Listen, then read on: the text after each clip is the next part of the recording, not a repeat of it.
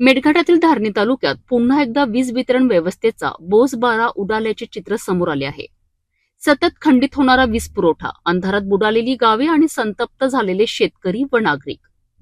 कोट्यवधी रुपयांच्या योजनांनंतरही मेळघाटातील आदिवासी भागातील परिस्थिती जैसे थे असल्याचे आरोप आता जोर धरू लागले आहेत. धारणी, डाबका, कढाव, बैरागड आणि बिजूधावडी परिसरात सुरू असलेल्या कामांमध्ये निकृष्ट दर्जाच्या साहित्याचा वापर झाल्याचा गंभीर आरोप स्थानिकांकडून करण्यात येत आहे.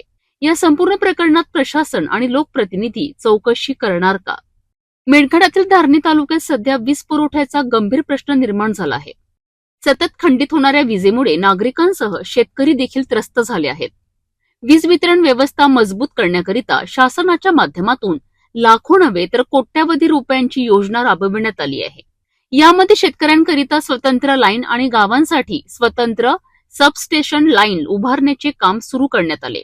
धारणी, डाबका, कढाव, बैरागड आणि बिजूधावडी परिसरात अमरावती जिल्ह्याबाहेरील ठेकेदारांकडून हे काम करण्यात येत आहे. मात्र स्थानिक सूत्रांनी दिलेल्या माहितीनुसार या कामांमध्ये मोठ्या प्रमाणावर निकृष्ट दर्जाच्या साहित्याचा वापर झाल्याचा आरोप होत आहे. विद्युत खांब, डीपी, तार आणि लाईन कनेक्शनचे काम हलक्या दर्जाचे असल्याने वारंवार बिघाड होत असल्याचे नागरिकांचे म्हणणे आहे. काही भागांमध्ये थोडासा वारा किंवा पाऊस आला तरी वीज पुरवठा खंडित होत असल्याचे चित्र आहे. यामुळे शेतकऱ्यांच्या पिकांवर परिणाम होत असून मोटार बंद पडत असल्याने शेतीचे मोठे नुकसान होत आहे. तर दुसरीकडे विद्यार्थ्यांचे शिक्षण आणि ग्रामीण भागातील दैनंदिन जीवन देखील विस्कळीत होत आहे. आता या संपूर्ण कामाची गुणवत्ता तपासली जाणार का? निकृष्ट काम करणाऱ्या ठेकेदारांवर कारवाई होणार का?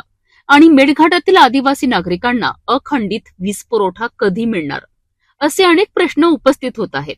मेळघाटातील आदिवासी भागांकरिता कोट्यवधी रुपयांच्या योजना राबविल्या जात असल्या तरी प्रत्यक्षात नागरिकांना अंधार आणि त्रासाचा सामना करावा लागत असल्याचा आरोप होत आहे. आता या संपूर्ण प्रकरणाची सखोल चौकशी करून दोषींवर कारवाई केली जाते का, याकडे सर्वांचे लक्ष लागले आहे.